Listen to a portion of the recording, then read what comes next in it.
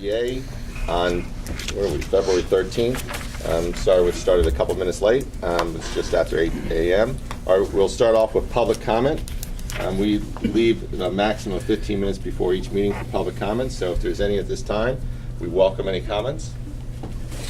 Just if you stand, state your name, and thank you. My name is Paul Brown. I'm a resident of the town of New Paltz, New York, and I'm just here to get to understand more about what the IDA does and how citizens of our town, which are affected by one of the applications you'll have before you, can get involved and be part of the public process. And we've followed our planning board, which is a lead agency. We are seeking, not tonight, we'll get on the website, and we may call. Ms. Gallagher has been very helpful already to us, because we really do want to understand the methodology that's used, the law, and if it's not on the website, we may call a couple of times, and just so we can be part of the process and provide input. I will tell you that there are several members from New Paltz, and we are watching the Wilmorite application because there's a tax, evidently some type of tax benefits that they may be entitled to. We understand it's a legal process. Someone asked me if we're opposed or for it. We're here to learn and be part of the process so we can have an input. We have read over, and we're going to read thoroughly all of the application materials, and I thought it was very helpful to have them on the web, and I thank you for that. One bit of disappointment, our planning board is the lead agency on seeker, and we understand seeker has to take place, and there's a decision-making process and public hearings to be held. We need to know the details, but it is a little disappointing to me personally to see that the applicant, Wilmorite, that'll speak today, has sent to you as part, supporting its application, a 43-page document, I think it is, which is a financial analysis that supported their application to the Town of New Paltz Planning Board. The Town of New Paltz Planning Board has already thrown that document out, told the applicant to revise it, but they have decided to hire their own independent financial consultant, and the town board as well, and I believe you'll have a letter in the public record. I understand nothing I say goes in the public record, but I hope that the town's letter, which arrived before this hearing opened, will make it into the public record, or if we need to resend it. There are members of the town board, I don't maybe here tonight, but we have members of the planning board here. We just want to get into the formal process and play our role as citizens. But it's a little disingenuous to send a financial analysis, which is one of the things I believe this board deals with, and to know that the town planning board rejected it, told them to redo it, and that the town planning board's getting its own consultant. The applicant has submitted to you a 2-page letter defending their methodology, but it's a flawed document, and we'd be happy as a town, members of the town have been participating in that process at the town level with the lead agency to forward that. We just need to know how to get in to provide the documentation. Thank you for your efforts. Thank you, and let me give you and anyone else that's here for that particular application a little direction. Today, Wilmorite is on the schedule for a presentation. For the first time, these members, our members of the IDA board, will hear about a project called Park Point. This is our initial, there's no action plan today. It's just an opportunity for the applicant who has submitted an application to this board to present their plan. From that point forward, we'll have a meeting next month, and there'll be discussion by these members of whether or not we'll go to public hearing to get your comment. Once we do that, we'll send to all taxing authorities, including the town of New Paltz, but all taxing authorities, as well as post in the papers and advertise and on the web for public comment for a period of time. So we will absolutely provide a mechanism and an opportunity for all public comment, and it is also our intent, once we establish a public comment period, to have one of our board meetings, our monthly board meetings, during this process in the town of New Paltz to make it even more convenient for those folks in that area. So you'll be engaged, you'll have an opportunity to speak.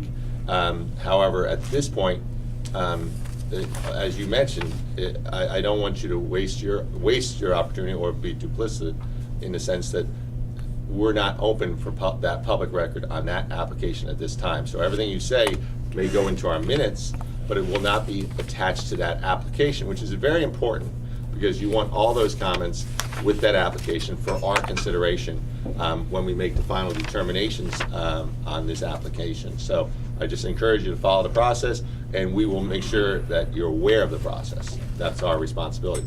Another person for public comment? Yes, please. Could I just ask a question? I'm sorry, your name, please? My name is Ben Miller. Hi. So a few of us are here relating to this one issue, and it may be that we will just be listening and not really providing a lot of public comment. Just to understand what you're saying, as Paul Brown was explaining, the current financial impact of this project is still being evaluated. There's supposed to be an independent agency doing a financial evaluation. And I guess my question to you is, at what point does that matter in this process? Do you wait for all that information to be gathered before you start the process on this, or, yeah? That's basically the essence of my question. As a presentation at this point, we're going to hear what we have. Our members as well will be asking for additional materials from the application. What you guys, I believe you're referring to is your secret process is not completed in the town via your town board or planning board, whichever is handling it. We, as a policy, we have an option, but one of the things we do our very best to maintain as a board is consistency with previous applications and how we handle one to another, so we're very similar.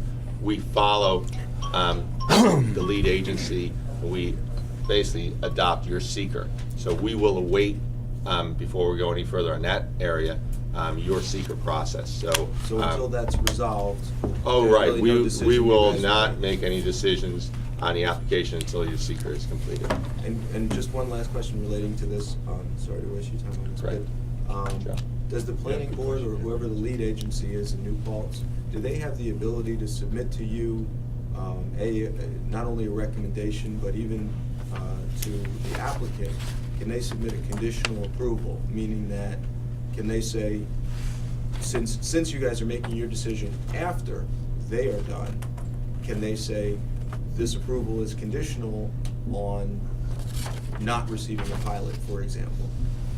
I can't say what the town's planning board or town board may or may not do. That has to do with their code. No, I haven't. Okay. That has to do with their code and what they can do within their code thing. We look for public comment from all taxing authorities. So whatever's affected. So in this particular case, and I'm sure I'm missing some, but we certainly have the town of New Paltz, we have the school district of New Paltz, we also have Ulster County.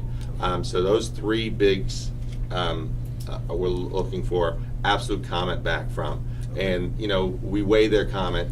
This is my understanding. The application is looking for an adopted UTEP from us. There's an adopted pilot they're looking for, so it's not a deviated process.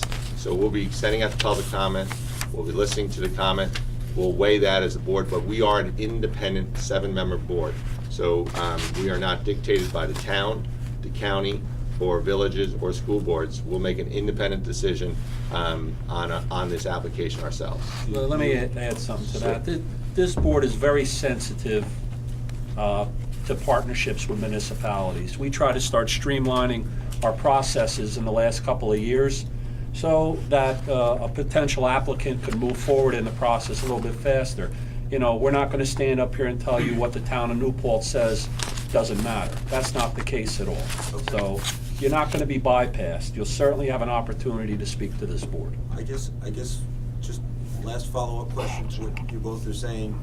How often do you guys go make a decision that would be considered against what the local municipalities comment on? And I realize the 7 members of this board, yeah. I don't believe have participated in a decision against the taxing authority. I'm aware just prior to my coming on, and I think myself, maybe John's a little before me and Steve, there was an application which did go against one of the 3 taxing authorities which was involved. So the board has the authority to do that. As Jim pointed out, we have to go back to these wells over and over, so to speak, and wells to us are taxing authorities. So it's vital to us to have a very good working relationship with all the taxing authorities. And I think when you look at our enforcement policies and you look at what we do, or if you stay through this meeting, you'll see that this particular board of the IDA has gone to tremendous lengths to show accountability to these taxing authorities. We've taken up some of the roles of the taxing authorities. Those enforcement of pilots, enforcement of defaults, which typically would be the responsibility of the taxing authority to go after delinquent defaults on non-payment of pilots and so forth. That you look through New York State, you will not find IDAs doing that process. You will find it in Ulster County. So we've taken on the legal cost, we've taken on the enforcement costs for the taxing authorities. So we are developing an excellent relationship because they've not only find it what we're asking for is generally a job-producing investment growth for the community and economic benefit to the community, but more importantly, what we promise, basically what our applicant states, we hold them accountable to. That's the difference, I think, from the 7 members here of what we believe that's important to Ulster County than possibly has occurred in the past, and not necessarily with IDAs, but throughout economic development benefits. So we're very accountable to our taxing authorities. We work with them hand in hand. Thank you very much. I All right. appreciate it. Anyone else for public comment? Yes. Hi, my name's Dean Tambori, and I'm just going to ask the process here. Like, you're going to be reviewing the project, the Wilmore project or Park Point. Is there going to be a period to ask questions after the presentation today, or just? No, there will not. No, there will not. And then, are you going to be voting also then on the KN Kingston LLC, voting on that today, or is there? So, are they doing the presentation as well? Is there any? No questions to be asked at that time? We're waiting. Right. Both questions. One, the first was there's no action plan for Park Point today by this board, and there's no action plan for the medical arts building in the town of Ulster today. We are waiting. One of the taxing authorities, the town and the school board, which we're going to bring up during the meeting, has completed their public hearing process. The county and center approvals. The county is doing it. I think part of it's tonight and so forth. So we will be making no action today on either of the applications. Okay. So there would be comments before you would vote on it at that point, or just This is the only public comment period during the meeting. Is in the first part of the? Yes, that's correct on all our meetings. Yes. Okay. Yeah, I just want to add to what the members are saying. This board has always, since I've been a member, and it's over 4 years now, have always adopted a policy of total transparency. And we appreciate the audience here. It's probably the largest audience we ever had. Our meetings are public. We meet once a month. Please come out. We have press here all the time. Sometimes the reporting is excellent, sometimes a little disappointing, but most of the time it's pretty good. But please come out. You know, we're here. Everything is open. The only time we go into executive session when it's personal matters or real estate matters. So you're more than welcome to be here and listen and learn what we do. Yes, sir. I'm Bob Gabriel in New Falls. I just have two questions. I'm a little confused. The seeker process has to evaluate the fiscal impact, and certainly a fiscal impact would be a pilot or people if you have an inducement for bonding. So I don't know if it's chicken versus the egg. If your board doesn't make a decision until after seeker is done, your decision would have significant consequences on the seeker evaluation. That's the first question. So I'm confused, and I hope you can clear me up on that. And the second point is, I'm also confused about the board, the industrial. I'm not very conversant with the nuances of your board. You have to excuse me. But industry, I don't think of industry usually as residential building. And our town board, there was a comment made that I guess your bylaws had been amended in January to include residential dormitory buildings industrial. I don't know if that's correct or not, but I would like it cleared up if it is or not. And if it is, are residential projects suitable subject for your discretion? Thank you. Let me first start with, as our member Steve Perfect mentioned, everything we have is very transparent. These tax exemption policies, which are being solicited from us by this application, are a member of the public record. They have been adopted through a public hearing process involving all of the taxing authorities involved in this particular case and all the cases that come before us. That's a process we go through with the taxing authorities and the public to adopt these policies.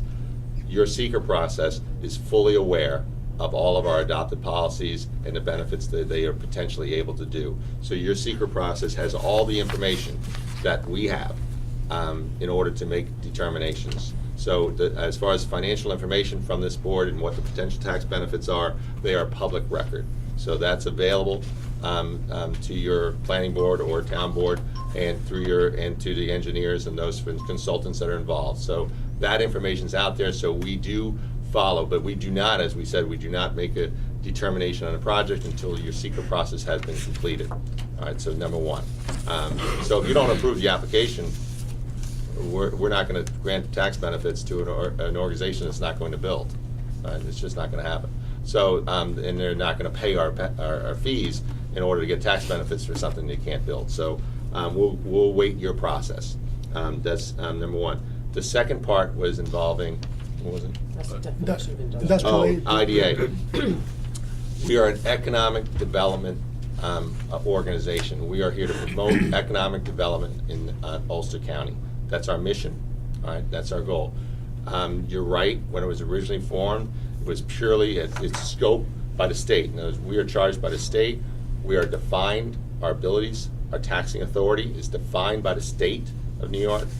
They have changed that over the years, and they've expanded it to include commercial residents. They've expanded now to include retail. As a member of this board, I mean, we haven't gone to projects such as that as far as extending tax authorities, but we are authorized by the state of New York to do so. So all of our limits, all of our taxing authority is based by the state of New York. And yes, this project does fall within those parameters. Steve? One correction, those bylaw changes were not done in January, they're done last year when we set up, and it was aired to all the towns, public record. There were comments from your town supervisor, and we provided certain benefits to student housing and I believe in senior housing. And that was per the state, and we did a whole analysis of what other IDAs provided per unit. And we did a long process on that. It took months and months to do, but it wasn't done in January, it was done way last year. And in case you're looking for it, in our particular case, I know in other organizations, they call them bylaws, we adopt a uniform tax exemption policy. So that's the UTEP I referred to, and that's what Steve's referring to. The additions and changes to that are done periodically. We've done them in the last few years, probably 2 or 3 times, and we'll continue to do so as we feel it's appropriate to adjust our tax exemption policy with the changes of economic conditions, opportunities that we come across. So, I'm sorry, one follow-up. So the decision. You said one, so go ahead. So the decision for what projects are looked at or within the scope of your board, they're determined by the state or they're determined by a local authority? Now, I'm not sure if I fully understand the question, but again, the state of New York provides us the authority to encourage economic development via tax benefits. That's our authority is based in the state of New York. We are appointed by the Ulster County Legislature, all right, as independent members to serve on this board. That's our authority. The projects we have developed, which are according to state guidelines. We've developed adopted tax exempt policies, which are in the particular case of Wilmorite is one. We also have a process for a deviated process. In other words, let's say our cookie cutter adopted policies do not match your needs as an applicant.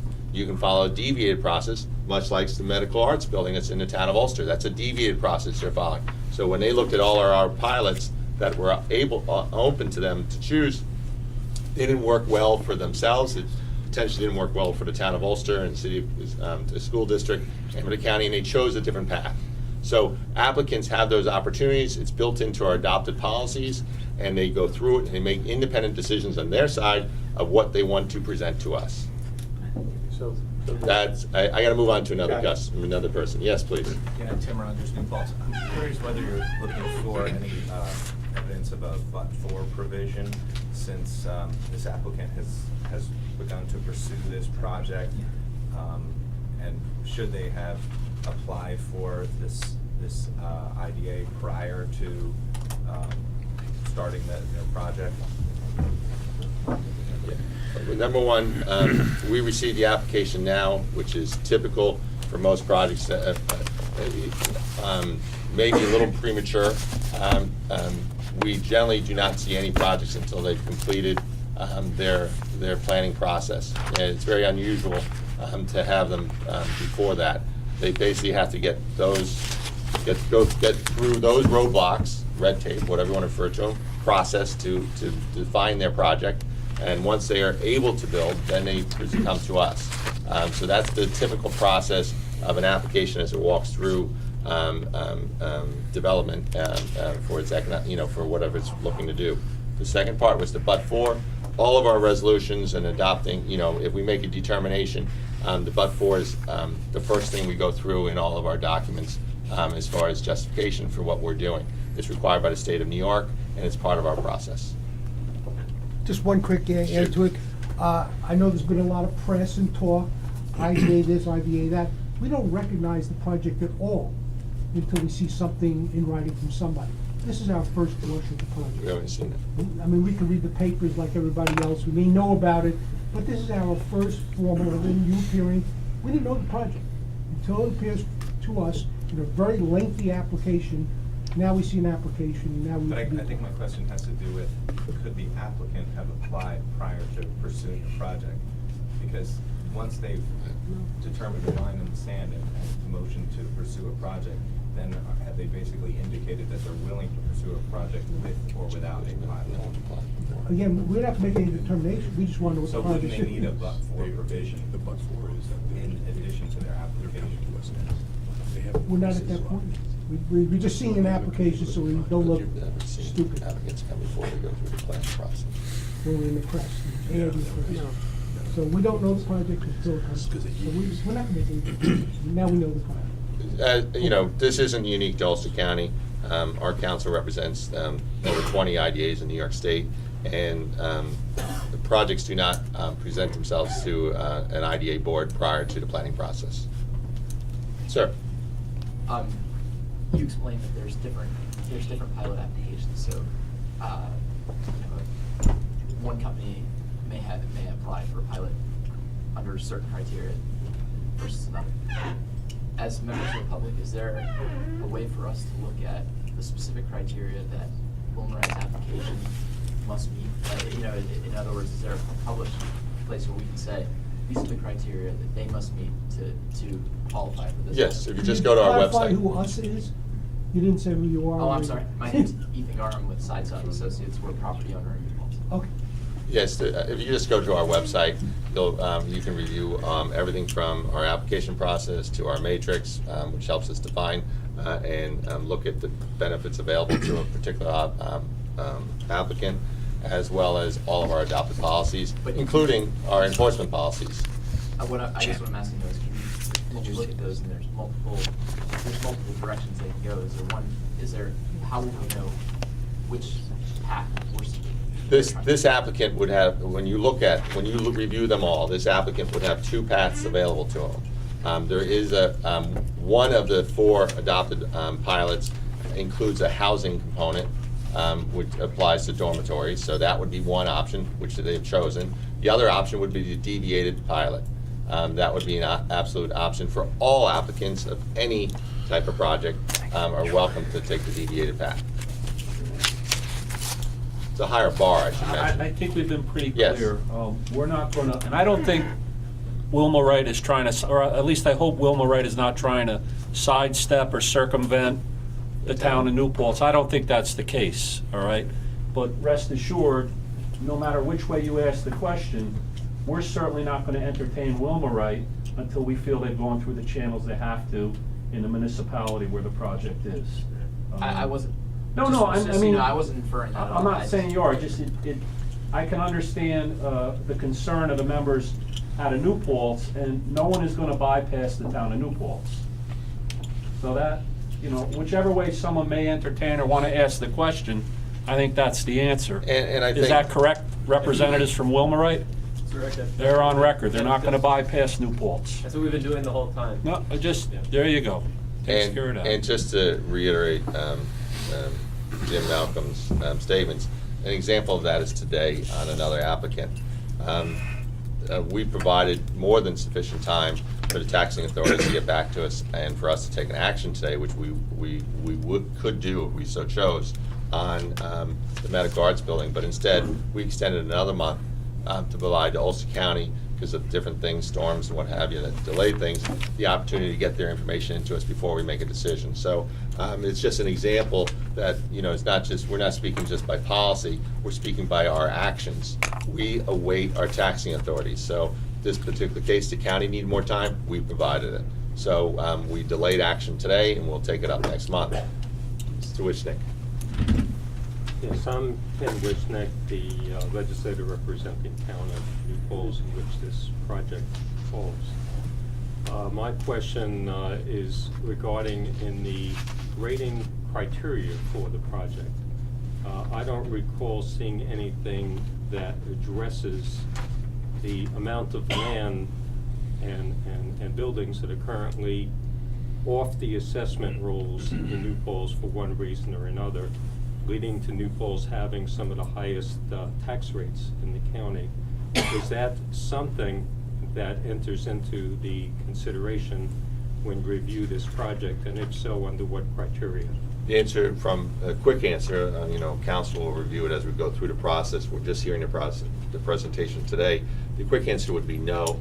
When we look at an application, we generally don't look at other sites or other taxes within that thing. Notice, for example, in the town of Ulster, where we have another project today, we're not looking at what buildings are or are not on the tax rolls. So I'd have to say, of all my years being on the IDA, we've never reviewed information such as that for our determinations.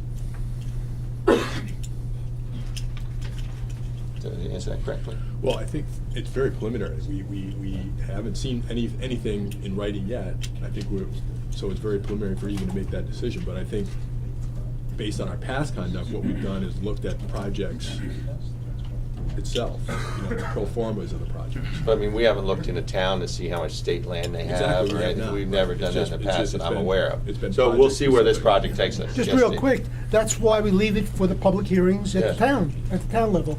Legislator. Right, so, Mr. Legislator, Wisnick, well, your answer is, that's why we have the open public comment period at the town level where the Board of Education appears, the county can appear, and we open it up for you to air your grievance that, you know, we have so many So copies no- off the tax roll. We're not a taxing authority. So what we're stating is that the public comment period, the public hearing process, which we'll establish at some point, would provide an opportunity, if there's a link between that information you think we should have, between the amount of properties in the town of New Paltz that are not on the tax rolls, and you think it affects this applicant, please provide that information to us, and this way it will be considered by this board. Okay, that will impact the scoring? It will impact our decision, all public comment does. So it's important to provide it.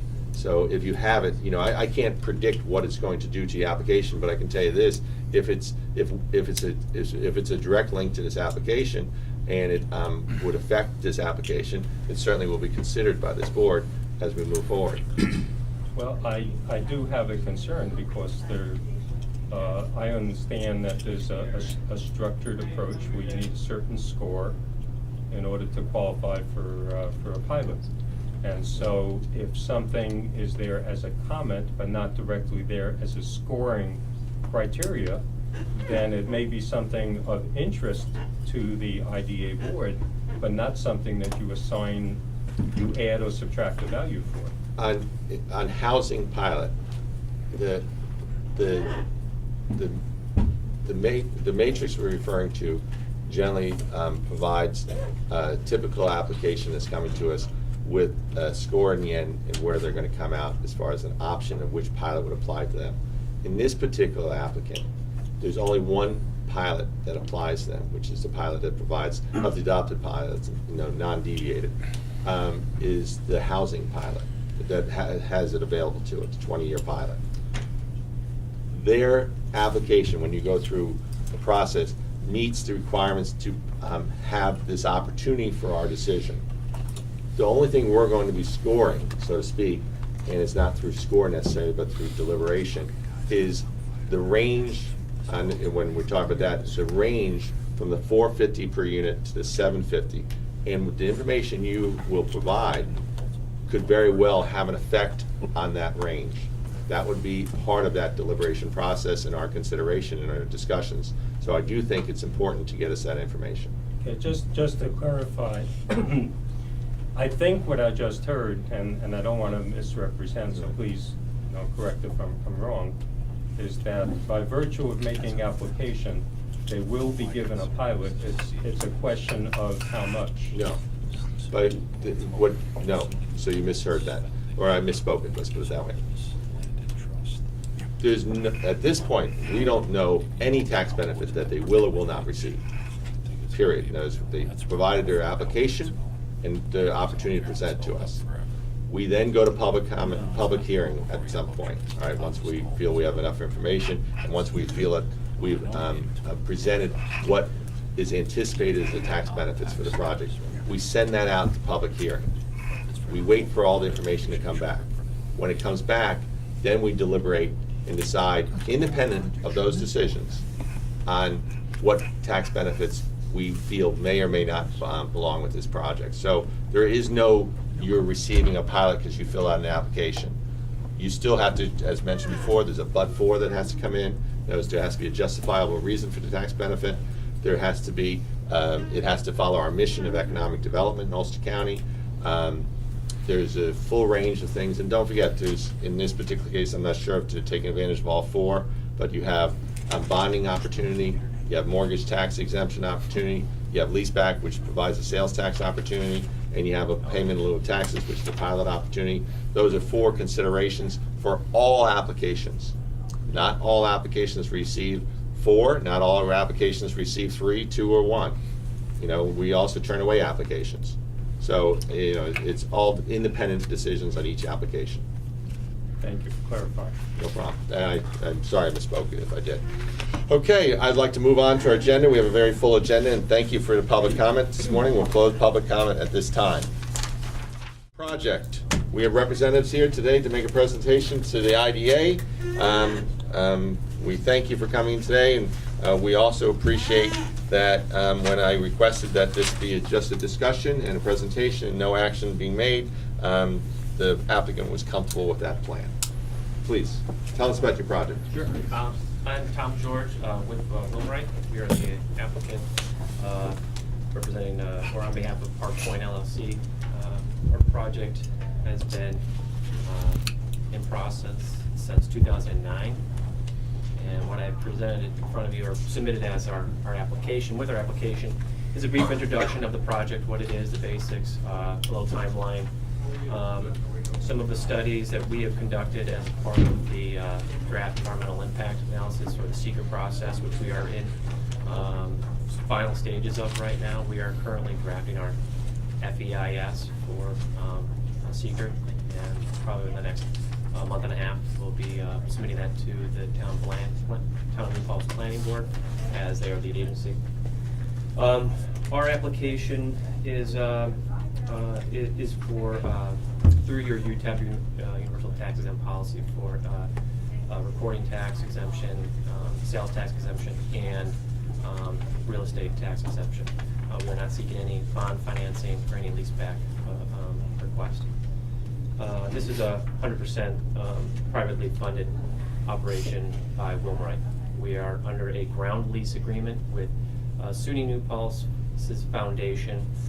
They bought 42 acres of land adjacent to the campus back in 2007.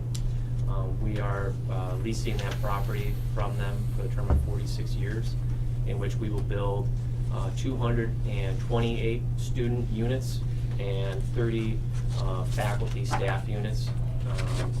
And that'll be a phased approach over the course of probably about 5 years till we do final build out. But our application and all this, the FEIS or environmental impact analysis study the entire project as one full project, not as a phase. So this is a leaseback project, essentially? For Not the to us. foundation, not to the county. No, I know, not to the county, but you made mention that SUNY New Paltz purchased the property.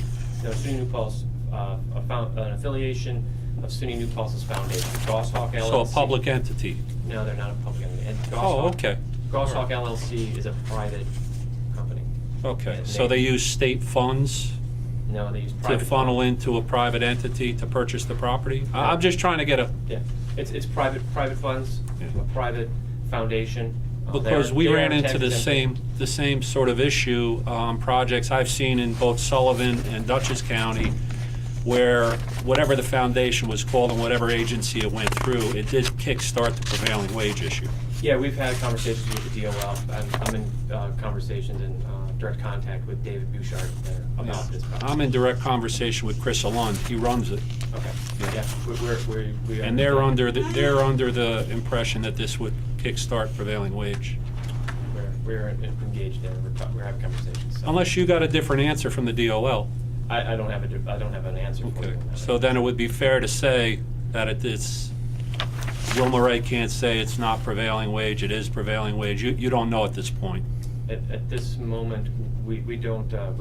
We're Okay. having conversations All right. with the Department of Labor on that topic. Well, it's important when you come here in front of this board to have these answers, I would think. We're You know, addressing it now. before you make a presentation, I would think you would have the answers to these questions. Well, it's Tim Fratesky. I'm the attorney for Wilmorite on this project. I represent Harris Beach. This is not a precedent-setting, this is a precedent-setting issue. Not really, Tim. It is. No, not really. Dutchess Community College just did a dorm project. They fall under the SUNY group, and the land was held in trust, so it's really not. It was done The prevailing wage. foundation owns the property, and Okay. the foundation owns the property. We are working with the Department of Labor, as Wilmorite is telling us right now. Tom has been talking to them. I don't think it is a settled issue, and I think that we are working with the Department of Labor to determine whether or not prevailing I don't wage think would it be- is either. My concern is when a public entity has a plan in place and they try to circumvent prevailing wage by putting it into what they consider, although it hasn't been determined yet, if it's a public trust. If it's put out there by SUNY, it's a concern. So it's very hard as an individual board member, I'll put it to you that way, it's very hard to go out there and, think we're gonna allocate tax incentives to someone with public taxpayer funds if we don't have these answers yet. But again, it's an unsettled issue, and we're working with the Department of Labor to come to an answer on that. I'm sorry, excuse me. Mr. George, when you first started, President, I just want to make sure we communicate right to the members. It could be just language that we are confused about. It's my understanding that this application is asking for consideration for a pilot. It's also asking for consideration for our sales tax exemption via our lease back. Okay? I'm sorry. That's all right. Am I That's correct in that? You are correct. Are you So also? there will be a lease back for the sales tax component of the. Well, that's the question I asked. Well, they're right, so I wanted to. I just wanted to get looking at- affirmation, There was a little and I'm confusion, not the way it was, getting- the way it was presented was a little confusion. That's why I wanted to make sure we all understood that. Let's just go through quickly, and then we'll go back to your presentation. And just at the risk of belaboring, I think the reason why there's some confusion is that Your land. the real estate is leased to them, Correct. and then they're gonna lease it to us. So there's a sublease, so it's a sublease into us and then a lease back. But you're absolutely right, Chairman, this is going to be a straight lease transaction. For us. Yeah, for us. Now, so let's just go through, just so we're clear what's being considered. We're looking at a pilot, we're looking at a lease back, we're sales tax exemption. Are we looking at a mortgage tax exemption request? Yes. Yes. Any bonding? No. No, okay. Please proceed. one other I'm sorry. comment. Yes, Steve. This board does not have a prevailing wage policy. However, we encourage strongly, very strongly, that you hire local. I think we're all motivated by that. We as well. can't force you, Yeah. but We may that's not your have a input. policy We per se, but we understand do But have it in our we matrix. do a little, We do, moral it's- suasion. It's in our matrix, so I wouldn't say we don't have a policy. No, it's not in our written policy. It's in the matrix, isn't it? Let's go on with the presentation, and Tell me what that says. Prevailing wage, correct? it's a carrot, it's an incentive, yes. So it's in the policy. We have, part of it is in the policy. Please, Yeah, proceed. so we are currently in the seeker review process, and I know that there's a little confusion on timing and things like that, but, we need to get through seeker. Obviously, you can't make a determination or an action until seeker's complete, and the more information we have to that helps you make your analysis. And so it is a little bit of a chicken and the egg, but we want to get as much information to you as possible. This has been a very public process, procedure. I think every single one of our meetings with the town, we've had public participation in it, dating back to 2009. This has been a long process. But anyways, we have provided to you some of the documents that are part of our FEIS or DEIS, which are economic impact analysis on the project, what we anticipate as cost to the community. We also included a project introduction, basic breakdown of what the project is as it relates to the buildings. It's about 350,000 square feet of building space, all student residents, for the majority of it's student residents, and the 30 units of non-student or faculty housing units. We are not applying for any pilot for those buildings or those units. We understand that there has the small possibility of school-age children to be occupants in those units, so we are not pursuing tax exemption of those buildings. It's approximately 3 of those buildings, 30 units, and we'll build them, as demand warrants them.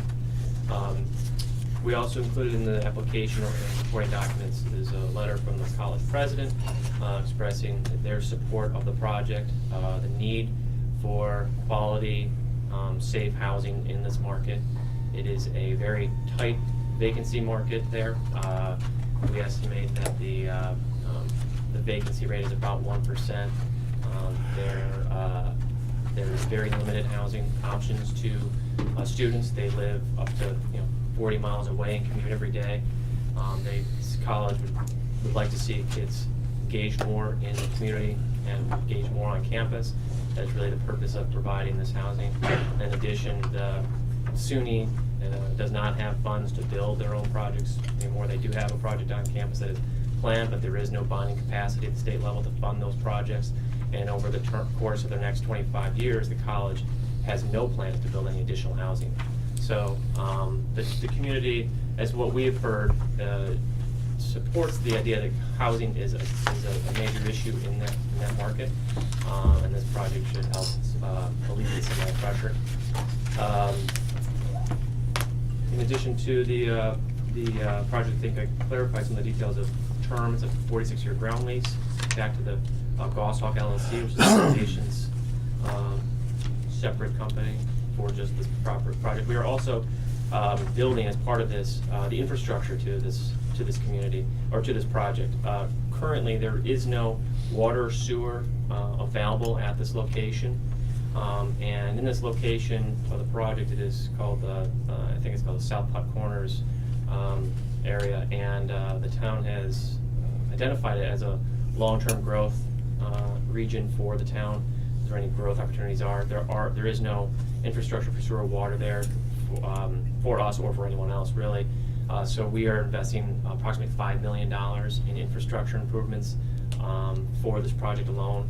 But we're designing them with the town of New Paltz, their engineer, for the potential of future expansion and growth. If the growth in that corridor does happen, these two facilities, both water supply and water treatment, will have excess capacity to service additional users. And so we have been working with the town diligently to design a project, and the Department of Health, the County Department of Health, and DEC have all been involved in that process, and are fully aware of what additional infrastructure work we're putting in there. one other point is that the university is, it has had enrollment, has a stagnant enrollment for the last probably like 8 to 10 years. A big concern here to this community is that the college will grow, which will create a much bigger burden on the community itself. They can feel it'll grow as a result of this project. The college doesn't have the ability to grow just from a facility standpoint, cost standpoint. They can't afford to grow. So these beds aren't to help create a higher enrollment. It's to satisfy the demand for housing currently. They have, I think, been at about 7,500 students for the last 8 years. It fluctuates 2% every year, but that's not changing. That will not change. So these residents that would live in this project already go to school there, and they just live outside of the community and they commute every single day. So by providing a place for them to live, will additionally reduce the amount of commuter traffic and burden that the infrastructure, the road infrastructure has currently at peak commuting hours. I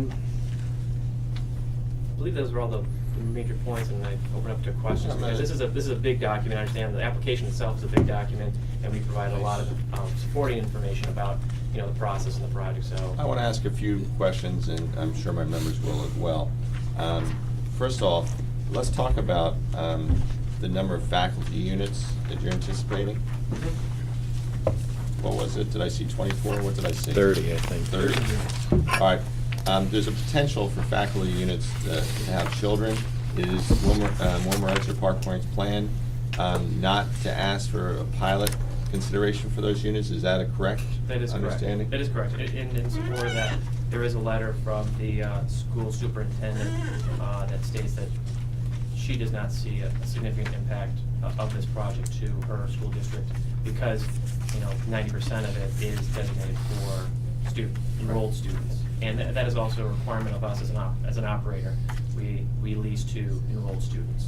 Right, so there's no potential that these units could be used for anyone that works in the community that wants a nice place to live. It's student. They have to be a registered SUNY student, correct? They have registered, an enrolled student, whether Enrolled it's student. SUNY, whether it's if they decided from somewhere else, they need to be an enrolled student. But yes, it's a requirement of our operations, and we operate 2 other very similar projects as it relates to student housing. One in Rochester, one in Syracuse.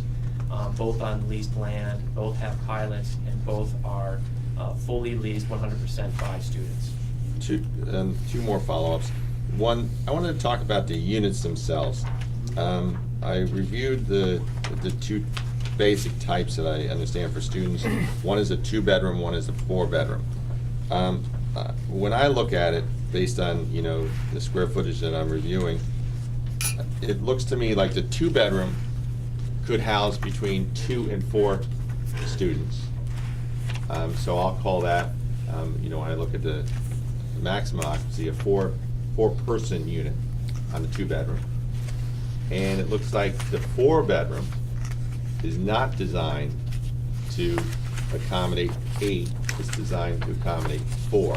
Am I correct in that understanding of these 2 units, or is the 4-bedroom potentially able to accommodate 8? Our design and operation is intended for 1 occupant per bedroom. Sizing is based upon industry and what we've designed as an operational efficiency design, providing the student enough space, personal space within their bedroom unit, and then enough common space in the other units. There is a high demand for privacy and what we call 1-to-1 ratio, a 1-bedroom, 1-bathroom ratio. So there's a high demand for that, both by students and both by parents. And so our project is majority 4-bedroom, 2-bath. We do have, I think it might be 30% of the project is 2-bedroom, 2-bath, to provide an option for those students who require that, who want that. But back to your design question, I didn't know the size. It could accommodate, an additional person if someone would decide to have an additional person, but we are not designed, we don't operate with the intent of double occupancy. It does have the ability from a size standpoint to do that, but that is not our operational standard. Okay, thank you. Members, do you have additional questions at this time? What is the economic development zone that you're sitting in? Or economic or Well, their property zone? No, it says it is located in an economic development zone. That may be. And I'm looking, The census tract page? that surrounds New Paltz, which is a federal designation, that census tract is eligible for some federal programs, including New Market Tax Credits and EB5 regional center status, because of the low income that college residents have.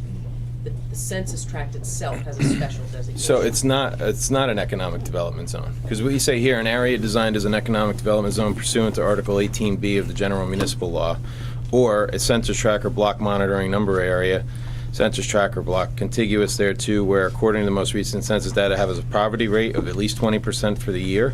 It does, shockingly.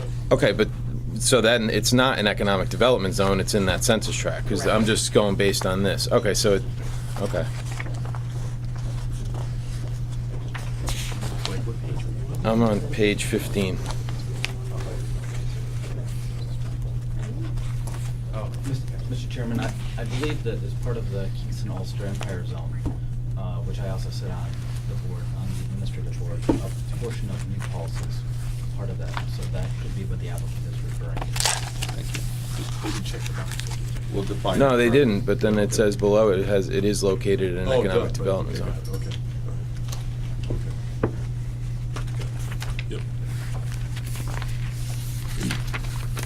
And given the transient nature of students, in the sense that they're coming and going at all nature, all times, given when their class times are, is it really going to have an impact on commuter traffic? The commuter traffic is concentrated on, the morning and evening times when the school is in operation. So there are high volume times on Monday through Friday that is directly related to commuter traffic. And we've done our own travel or traffic study analysis that was in coordination with the town's traffic consultant, who agreed with all of our findings. So that, there will be a reduction in commuter traffic as a result of this project. Is it the contention that by building these, it'll increase enrollment? Because I heard you say enrollment's going down. Is this the college's standpoint? They feel that by taking on this project, it's going to increase enrollment? No. Because you said that enrollment had been going down. Enrollment has been steady for the last 8 years. It fluctuates a few percent. It's kind of like building and whatever reason you want to build it, that's your... If you build it, they will come. It's like building a shop right in the middle of the desert where there is nobody. If enrollment's going down, why are we building, more housing?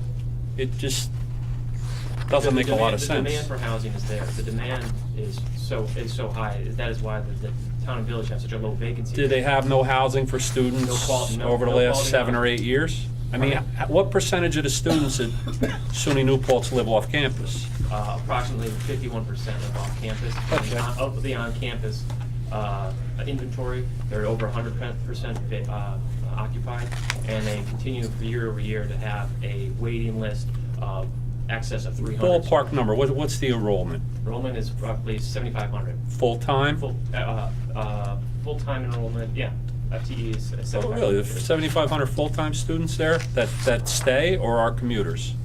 Oh, that stay, who live on campus? On campus. Are 3,000. 3,000. On campus. Correct. Okay. I'm sorry. I just wanted to give an example, of some of this process. In addition to considerations of these tax benefits, while we go through the public comment period and while our members ask questions, they will keep these questions and concerns as we move down the process. And if we get to a point of an approval process we often have conditions that go with it. So I'll give a concern. I unfortunately do not get the New Paltz papers, so I'm not as familiar as many others are on this project as far as the public information. But I did have the opportunity of listening to a planning board member at a previous IDA board meeting, and from this town of New Paltz. And one of the concerns, for example, that we answered at that time was, police. All right, student dorms encourages a requirement for certain police activities to respond to and take care of, whether it be police and other first responders. If the town at any point through, because this is a 20-year pilot. And while at this time the town is able and capable via, I'm sure, their own police department as well as the Ulster County Sheriffs and the state police to manage the responses that are required this time, I know one of the conditions I would be making at that point as we go further along would be that if at any time during the 20 years, the determination, and we would determine who would make that decision, whether it be Ulster County Sheriffs or New Paltz Town Police, feels unable to properly or satisfactorily respond to incidents, it would then be the responsibility of the developer, in your case Wilmorite, to increase security or whatever is necessary to meet those responsibilities, or possibly help fund that upon the SUNY police, though. It's SUNY police Yeah, involved. Well, SUNY pulls SUNY back. police and the state police too. State- So you have- SUNY and you have state. four police agencies with concurrent jurisdiction at that Right. location. So if those, let's say for SUNY New Paltz, for example, they say, we can't service that dorm to the level which is required to provide safety for the students, well, then that responsibility, financial responsibility to cover that within their budget would fall back to the developer. So that's a condition I've worked with our attorney on to make sure that it is for the entire 20 years. Because unfortunately today, with budget caps and constraints, I sit on a school board, you don't know what tomorrow brings. So we will condition things as they're exposed to us, which gives peace of mind to taxing authorities and to the individuals of Ulster County to keep us all moving forward as we are today. To your point, Mr. Chairman, currently, or previously, when we started the process, the town of New Paltz and the SUNY New Paltz Police Department had what was called a co-jurisdictional agreement. And when we started this process, we talked to everybody, and we sat down with the police, chief of police, the fire marshal, the emergency service people, and tried to get their information. At the time, SUNY police were assumed that they were going to be servicing this project as a SUNY project, but it clearly is not a SUNY project. We have no contracts with SUNY at all on this property at all. And so it wasn't appropriate to say that they could service the project. And I think there's been some conversations in the town about that memorandum of understanding and how enforceable it was at the town level. So as through the process, as this open public process with the town, part of our final EIS is we were revising our assumptions on the economic impact to not include any service from SUNY at all. So our final numbers and assumptions on economic impact are going to be based upon if the town were to service this property, the town police department to be first responder to the project. In support of some of our assumptions in here as well, we use our two other projects in Syracuse and Rochester as a baseline for how many calls to be expected, as they are very similar in proximity to the campus as these other projects, as this project is, and similar in exactly the same way operationally. We do have security guards on site. We have on-site staff of 7 to 8 people. So we also have an overnight security guard. We have security cameras. This is a very, very elaborate project. Do you have your own emergency services, fire department on? We do not, no. But we intend, I would assume that the pilot and the equation that you use to determine what we pay on a per unit basis will cover all those expenses. I'm just following along, and it would seem to me, and again, these are questions for council, I guess, at the end of the day. So let me get this straight. If you have SUNY New Paltz students are going to solicit to live there, all right? Yet there is no liability because there's no, I mean, where does the liability go? If something happens there and your private security force is manning it, does that open up SUNY to litigation? Because there's an entity there where students are staying?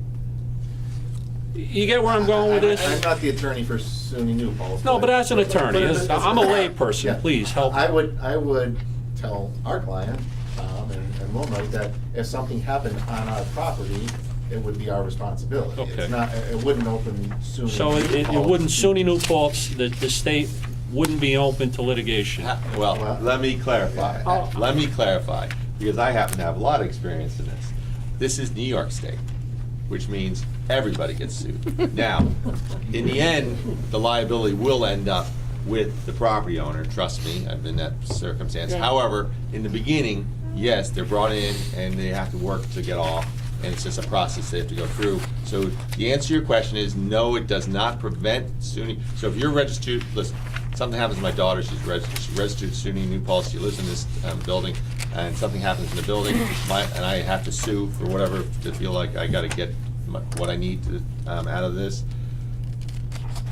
My attorney will sue SUNY New Paltz, Wilmorite, and everybody else they can find, and the manufacturer of the chair she fell with, all right? So that's the reality of New York State. Well, these are questions that we Yeah. have to ask Well, as a I board agree. here, No. because you know what?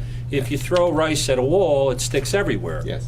You know, us knowing prior to the project what's involved, you should ask these questions. I'm just having. We would be fully prepared to defend our LLC for the operation of the building, and frankly, the liability should fall on the property. That's why we have insurance. I'm just finding it kind of hard to get my head around the fact that a foundation of SUNY New Paltz is leasing you the land. You're exclusively going to lease to SUNY New Paltz students, but SUNY New Paltz is going to basically wash their hands of this project. No, that's actually not correct. If you read the memo from Donald Christian, the president, it talks in there on page 8 that he remains hopeful that we can establish a modified memorandum of understanding that the university police, rather than New Paltz Town Police, will be the primary respondent for police calls to Park Point. It's, I think some of the answers is why this project's in front of us. You know, like all state projects, what are they trying to do? They're trying to deregulate and put it back in public and private hands. You know, this is fulfilling, whether it's be energy, Right. whether it be transportation, and in this case, dormitory housing. This is a Yeah. very common process the state is going through, and we're working our way through it. I have and one of my other issues is, and I appreciate March in kind of clarifying that it's not an economic development zone, but a census tract where there's an 80% poverty. But if you go put a 4-year school in a census tract with 7,500 students, You're gonna have that. You're gonna have that. And I think it's disingenuous that It's misleading. we're looking at, you know, because I think the spirit of that law was to go in and incent areas that are truly hurting. In this case, they're not necessarily truly hurting. They're starving students. I get it, but they're not necessarily the starving group that was intended to be. Today's students don't starve as much. Not as Yes, much. they I tend to agree with that too. Yeah, I appreciate the question. My recollection is what we're talking about is the old Empire Zone program for the. Right, we're not- Right, but that's not in And play we anymore, is We it? aren't pursuing benefits through that program. That is not something that No, that we're not. Okay, because the application indicated that it sits in an economic development zone. I think technically, as Mark pointed out, that's why we checked it as it did, but Didn't we're not say- pursuing any other benefit through them at all. The only thing we are pursuing is what's in front of you right now, the application of tax exemption, real estate tax exemption. And that's what we listed. Yeah, And if the only it reason- is- No, it doesn't check it, but then it is Right. located in economic. And- I'm just, Yeah, and you're absolutely but right. The reason the why wording the of this question is other in part. there, If it is Boilerplate explained, question. because it's not answered. right, the reason the question is in there is that under the old law, IDAs couldn't do retail projects. And one of the exceptions for doing retail projects was if you were located in one of those zones. Okay. So really the question. It's not germane to this Is really not, application. is really not germane to this, Okay. to this transaction. okay. I'm sorry, folks, this is for member discussion on this presentation. There will be a public comment period at every meeting, and there will be a public hearing process. So I appreciate your hands being up, but we have a lot to do today, and we gotta keep moving. None of your full-time equivalents are gonna be residents of the location, Let's talk so about you're those jobs. leasing agent, They're not gonna live on property. They're not gonna live on the No, property, they'll no. live in the community. And it's, when you mentioned security guards, plural, and I'm not trying to mince Yeah, your it- words. you're It right. just, the application indicated one It is security a guard at overnight $18 an hour. Security that oversees the property, and that's how we have. For it. how many units? 202, total bill, that was 258, I believe. With a potential of 1,000 people in there? 732. One security guard? Security, one security officer. I don't know of any other properties that have, overnight I know, security. I know small municipalities get 4 or 5 police and they have 600 people in the town. You go into a college where, they're not starving and they're out at night and there's a potential for things to happen. I think it's a little short-sighted to have, one security guard. We'll discuss that. If you're taking on the liability and it's not gonna be the town police or SUNY police. So the jobs listed on here, the 7 jobs, it looks like, I'm sorry, 6 jobs, is that what's listed here? Was It's it? 7 on site. And those are for, I don't mean to interrupt you, Dave, but Please. those are forever jobs, right? So you're saying, once you're leased up, Yeah. you're still gonna require 2 leasing agents? Full-time hours, it's a 24/7, 365. We operate all year round. And For we the leasing agents, though? Continue to lease, yeah. Okay. Well, they're also, leasing agent might not be the best term, but they are property agents. They have, we have programs that we operate through the clubhouse. We have stuff that goes on every single week. We organize events. We do all sorts of things. Okay. It's not just a vacant apartment complex. Okay, so the marketing director does more than market necessarily the units. Because I think of the marketing director, if there is going to be this collaboration with SUNY will market it for you. They by law can't market this property for us. Okay. What's not here is maintenance employees. Is it your intent to contract out locally for So, all yeah, maintenance?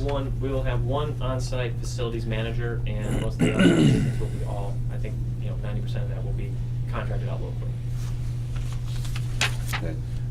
Regarding This- landscaping, plowing, repairs, plumbing, all those types of things, those will be. Mr. Perfect mentioned earlier, and Mr. Malcolm mentioned the prevailing wage, and Mr. Perfect mentioned what we consider local or regional, multi-county area, as far as encouraging employment, particularly during the construction phase process of all applicants. So when you come before us next time, we'd like to have certainly a much greater detail description of the construction project and how you'll be applying our mission, our goal of creating opportunity for local employment. Yeah, we'll come to you with a commitment on percentage of, local or regional labor that we can. And hopefully at that point, you'll know whether this is a part, partial, all, none prevailing wage. In other words, if there's any prevailing wage in any part of this project. Yeah. I would And hope you're that working we- with the Department We of are Labor on working that? with the Department of Labor, and we should have an answer. Quick to that. question. Keep us, when that information comes, regardless of meeting date, please communicate Sure. it to us, and Yeah, I'll do so to my absolutely. members. Financial aid packages that are out there, can they be allocated for housing They in these? absolutely can, yep. Okay, so state financial aid. State financial aid is absolutely available. for Okay. housing. Yeah, All right, and it thank currently you. is used for Oh, across the state. Yeah. For housing. Yes, Steve? A quick question probably to Joe. Joe, if we take ownership, if this happens, and we take ownership, going back to the liability question, do we get complete indemnification from the tenant so that we were, I wouldn't say we're totally insulated against lawsuits, but, they'll name everybody on the. Right, that's a very good question. We'll have an indemnification from them. We're only gonna take a leasehold interest, so we're gonna minimize our interest in the building, and we're also gonna require them to have significant amounts of insurance. I mean, our typical insurance is a $5 million excess, but I'm sure we're gonna want a lot more than $5 All million. right. Is it, I don't know, I didn't read the application. Was there a feasibility study, in your feasibility study, what's the vacancy rate in the town of New Paltz as far as housing? 1%, they said. 1%. Our assessment is approximately 1%. That is based upon. Where several did you different derive factors. those numbers? There Is it is from the town board, or? The 2010 U.S. Census states that the residential vacancy in the town and village of New Paltz is approximately 7%. Thank you. Additionally, Saving there time. is the rental vacancy rate in the village all is good. about 2.3%, and the town is about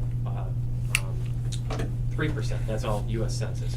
Ulster County did its own survey I think in 2010. They came up with a 0.03% vacancy, but I think they only. Pretty widespread in numbers, It's very isn't it? widespread, yeah, correct. And so you went from 0.03 all the way up to 7. 7 really is out because that's all residential. Well, 0.03 would be out too then, When you right? focus on the the rental vacancy of 2% in the village, 3% in the town. You get a little bit closer.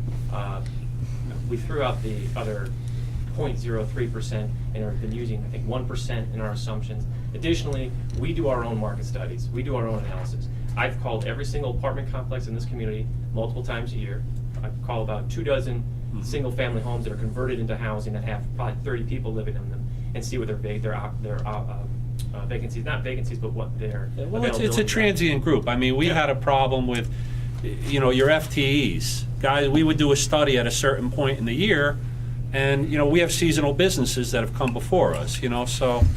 Yeah, so the assumption we were using, I think, is a 1%, and that's the in-between of what the county did in their survey. The U.S. Census had call it 2.5% vacancy, and what we have done with our own market study, our own analysis. So there is, you know, it's tough to get an exact amount. Yeah, no. But down to one, when you're in the single digits, as low as. I mean, I don't know if 7%, I don't know what where the town of New Paltz derive their numbers from, but it The US seems like a Census. pretty huge spread between 1% and 7%, and. But just to clarify, we're talking about rental vacancy, not total vacancy in the town. The rental vacancy. Okay, I want to point out to members, in addition to what's that was submitted by Wilmorite in the package for this application, we did receive correspondence from Mr. and Mrs. Cook. We won't be reading it or discussing it this time, just be aware it came in. We've asked the Cooks to submit when the public hearing process opens, so it can become part of the public record. Do members have any further questions at this time? I'd like to ask members during the next few weeks to think of information that would help you decide where this application was, what information in addition to what's been supplied that would help you decide between $450 and $750 per unit. That is, this is a 20-year pilot that has stated values of a pilot cost to the applicant of between $450 unit and $750 unit. So in addition to what you received, 25-year pilot, apologies. So in addition to what you received, what other information can we get for you? So whether it's from Ulster County, whether it's from State of New York, whether it's from the applicant, whether it's from some other independent source, feed it to us. I'll try and have that information and then disseminate it. Whoever comes up with whatever information, I'll disseminate to all members so we can present it all the next meeting. Yes. Yeah, being that it's premature Yes. and they haven't finished the secret process, how much longer is that going to take? We don't know. I would rather shelve it until it finishes the planning board process. We're going to take no action really until we're at that I mean, they point. can come before us again and fill in missing information. Yeah, but I want us to begin collecting information. Yeah. So that's what I'm encouraging, is for us to get information to help us make a decision. And we'll find the source of that information once you come up with what you're looking to find. All right, so we'll get that information. The seeker process, that you can help us understand in the town. I believe your public hearing, or public comment period has closed. Yeah, Now, is there a time We've click, completed, the yeah, clock now? I'll give you a quick timeline. We finished our draft environmental impact statement. I think it was accepted last October, and public comment was open then, started in early November, or maybe late October, and closed in January.